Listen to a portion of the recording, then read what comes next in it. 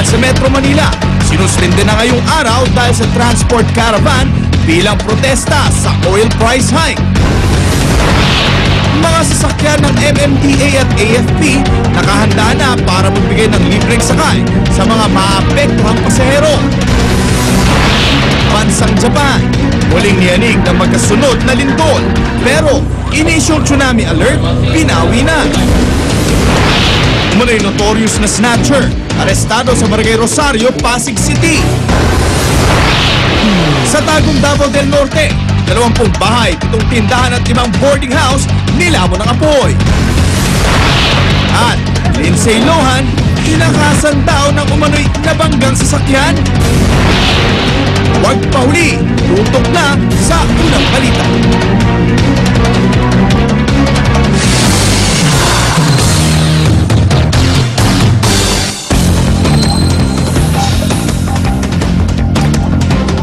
Magandang umaga po. Dahil sa transport caravan, ilang lokal na pamahalaan ang nag-anunsyo ng class suspension ngayong araw. Wala na pong pasok ang mga estudyante sa lahat ng antas sa San Juan at Parañaque. Samantala, inanunsyo na rin ng DepEd sa kanilang official Twitter page na wala na rin pasok sa Quezon City at Pasay City mula preschool hanggang high school. Public at private po yan. Suspendido na rin ang klase sa lahat ng antas sa Far Eastern University. Ayon po yan sa official Twitter account ng kanilang universidad. Wala na rin pasok ang mga estudyante at empleyado sa FEU East Asia College at FEU Diliman. No classes din po hanggang college level sa College of St. Catherine, Quezon City at Centro Escolar University sa Maynila at sa Makati. Wala rin pasok sa elementarya at high school level sa University of the East, Manila at maging sa Caloocan Campus. Kamustahin po natin ang sitwasyon sa Quezon Memorial Circle kung saan nakatakdang magtipon-tipon at magsimula ang mga lalahok sa transport caravan ng Grupong Piston. May live report si Oscar Oida. Oscar. Yes, sir. Sa mga sandali ito ay natin pa ng maayos ang daloy ng trapiko dito sa may Quezon City Circle, bagamat narito na rin yung mga ilang mga kauni ng MMDA at ilang mga traffic enforcer para nga siguro din magiging maayos ang daloy ng trapiko dito sa oras na nga na magdatingan dito yung mga lalahok sa transport caravan na inaasahan magsimula magdatingan dito bandang alas 7 ng umaga. Particular yan, Rhea, yung mga miyembro ng Piston at ng KMU na inaasahang magsimula mag-mass up dito sa may tapat ng National Housing Authority bandang alas 7 ng umaga. Ang tansya ng Piston ayon kay George San Mateo ng Piston Rhea ay aabot sila ng 100 sasakyan mula dito lang yan sa may Quezon City Circle. Particular na kabibilangan ng mga jeep, FX at metered taxi. Rhea, itong transport caravan ay ito ay parte ng kanilang protesta laban sa anilay serye ng mga overpriced oil price hike. Sa tansya nila mula noong 2008 ay umabot na sa 9 na piso ang kalabisan na increase sa produktong diesel at 10 piso naman ang kalabisan umanong increase sa produktong gasolina. Bagamat alas 9:30 pa, Rhea, inaasang magsisimula yung paggalaw ng transport caravan mula dito sa Quezon City Circle. Inaasahan ng Piston na mula alas 7 pa ng umaga ay magsimula na magdatingan dito sa Quezon City Circle ang kanilang mga kasapi para in time for 9:30 na alis, aabot sila dun sa kanilang target na lugar sa Makati sa tanggapan ng Chevron. Rhea? Maraming salamat, Oscar Oida. Alamin naman natin yung sitwasyon sa Cubao. May live report si Love Anuver. Love. Igan, patuloy pa rin yung pagdagsa ng mga jeep dito sa area ng Cubao, no, sa Aurora. Nakitaan natin nga na minsan nga nagkakaroon pa ng pagbigat ng daloy ng trapiko itong area ng bungad nitong papalabas patungo ng Aurora Boulevard. Nakikitaan pa rin po ng marami pa rin po tayong mga commuter dito na nagdadagsaan.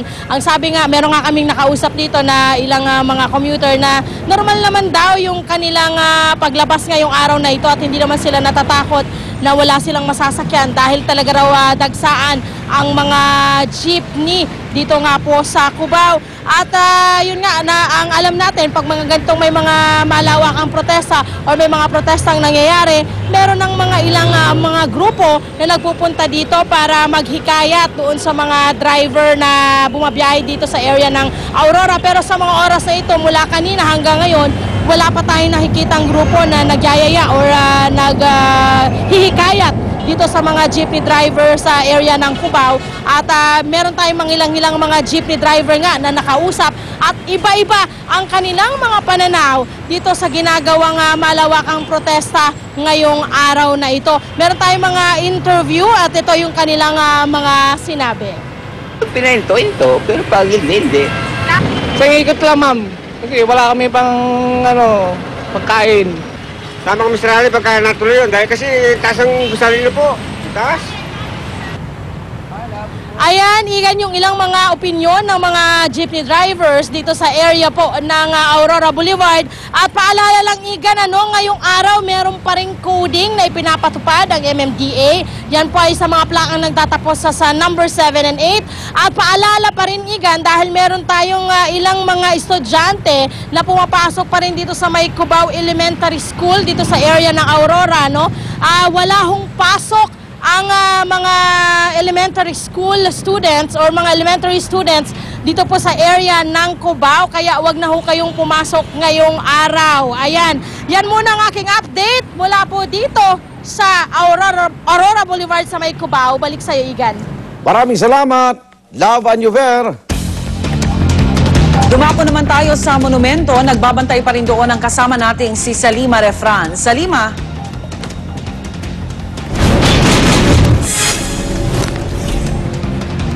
Alas 6 umaga, hindi pa rin apektado ng transport caravan dito sa may monumento. Ito'y kahit nasa 200 miyembro ng piston at iba pang kaalyadong grupong sasama sa 30 vehicle convoy ng transport caravan sa ngayon. Tuloy-tuloy pa rin ang biyahe ng mga jeep at bus dito sa may Caloocan.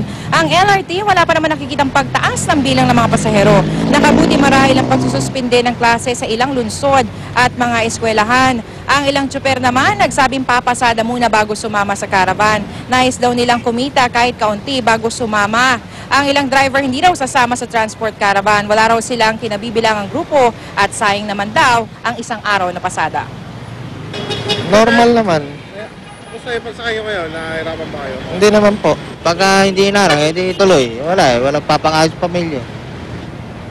Rhea, sa ngayon maayos pa rin ang daloy ng trapiko paikot ng Monumento Rotonda patungo sa EDSA na pa Quezon City at sa Rizal Avenue na papunta namang Maynila. Patuloy tayong magbabantay sa sitwasyon ng mga pasahero dito sa Monumento, lalo pat alas 7 pa nakatakda ang transport caravan. Ito muna ang latest mula dito sa Caloocan. Rhea? Maraming salamat, Salima Refran. Nakahanda naman ang Oplan libreng sakay ng gobyerno para umalalay sa mga maapektuang pasahero. At narito ang report. Kalahating lane lang muna ang sinakop ng mga miyembro ng grupong Kadamay nang mag-dry run sila kahapon para sa 5 minutong pagharang sa EDSA North Triangle na kanilang gagawin ngayong araw. Bukod sa pagkilos sa EDSA North Triangle, magkakaroon din daw ng pagharang sa ilang pangunahing kalsada sa Maynila, Quezon City at Caloocan mamayang alas 6 ng gabi bilang protesta sa serye ng oil price hike. Kabi-kabilang protesta naman ang isasagawa ng Coalition Against Oil Price Increase o CAOP sa Maynila, Marikina at Caloocan. At mamayang alas 5 naman ng hapon, sabay-sabay ang magiging noise barrage sa iba't ibang bahagi ng Metro Manila. Ang gobyerno nagbabala sa sino mang magtitigil pasada na maaring i-revoke ang kanilang prangkisa kapag lumabag sa terms and conditions nito. At para masigurong hindi maabalang mga commuter, naghanda ang AFP National Capital Regional Command ng Oplan libreng sakay kung saan 38 military vehicles ang kanilang ipapakalat sa Metro Manila. Maging ang MMDA magpapakalat din ng mga sasakyan para sa mga apektadong commuter. Magbabantay naman ang mga tauhan ng LTFRB at pulisya para masiguro ang kaayusan. Para sa unang balita, Haji Rieta, reporter. Nagbanta rin po ang samahan ng mga truck owner na magwewelga kontra sa oil price hike dahil sa epekto sa kanilang kita. Pero higit daw na apektado ang presyo ng ilang pangunahing bilihin na kanilang ibinabiyahe. Narito ang report ni Maki Pulido. Ang mga binibili nating produkto parang namamasahe para makarating sa palengke. Kaya kung tumataas ang krudo, nagmamahal din ito. Ang mga talong na ito halimbawa, 18 pesos kada kilo sa Nueva Ecija, pero para mabawi ang bayad sa inarkilang delivery truck at tumubo, ipapasok ito sa Balintawak Market ng 22 pesos. Kung mababa ang presyo ng langis, edi Mababa rin ang tracking namin. Ganun. Pagka naman pataas ng pataas. Pataas ng pataas. Pataas din ang tracking. Siyempre, ala ka nang halos kikitain. Ang 22 pesos kada kilo gagastusan din ng gas ng mga middleman na magdadala nito sa isang palengke sa Visayas Avenue. Kaya ang dating 18 pesos kada kilong talong, 40 pesos na. Napakataas po ngayon ng gas. Service ko minsan 150, 200.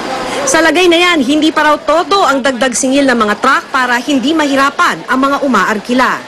Dahil lumiliit na rin ang kita at pinahihirapan pa ng mataas na toll at kotong, nagbanta na rin silang mag-strike. Bago tumataas yung sa market, tumataas muna yung sa transport in transit. Halos lahat ng bagay na kinukonsumo natin, pumapasok talaga yung krudo, yung langis sa mga produkto na yan. Kaya tatagos talaga yan, hindi lang mismo dun sa paaraw-araw natin sa LPG, mismo pagbili natin ng kuryente, pagbayad natin ng pamasahe, at pagbili mismo ng gulay at ng iba pang bibilihin sa palengke. Nauna nang iginiit ng Department of Trade and Industry na hindi malaki ang epekto ng pagtaas ng gasolina sa presyo ng basic goods. Para sa unang balita, Maki Pulido, reporting. Diyanig na magkasunod na lindol ang Japan. Nag-issue po ng tsunami warning pero binawi rin ito kinalaunan. Narito ang report. Ilang araw lang matapos gunitain ang unang anibersaryo ng matinding lindol at tsunami sa Japan, niyanig na magkasunod na lindol ang ilang bahagi ng bansa. Magnitude 6.8 na lindol ang unang tumama sa northern Japan sa may east coast ng Honshu.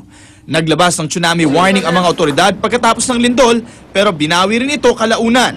Pagkalipas lamang ng ilang oras, niyanig naman ang magnitude 6.1 na lindol ang silangang bahagi ng Japan.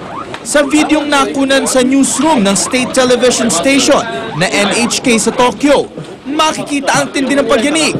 Naramdaman din ang pagyanig sa Ibaraki at Chiba Prefecture. Hindi naman nag-issue ng tsunami warning ang Japan Meteorological Agency ng tsunami warning pagkatapos ng pangalawang lindol. Wala ring naiulat na nasaktan o infrastrukturang nasira sa dalawang lindol. Sa Pilipinas, walang inilabas na tsunami warning ang PVOLCS. Pagtitiyak nila, walang bantang dulot sa ating bansa ang lindol sa Japan. Sa ganong kaliit na ng tsunami, hindi na po siya aabot sa Pilipinas. Para sa unang balita, Jay Sabale, reporting. Naglabas po ng amateur video ang MMDA para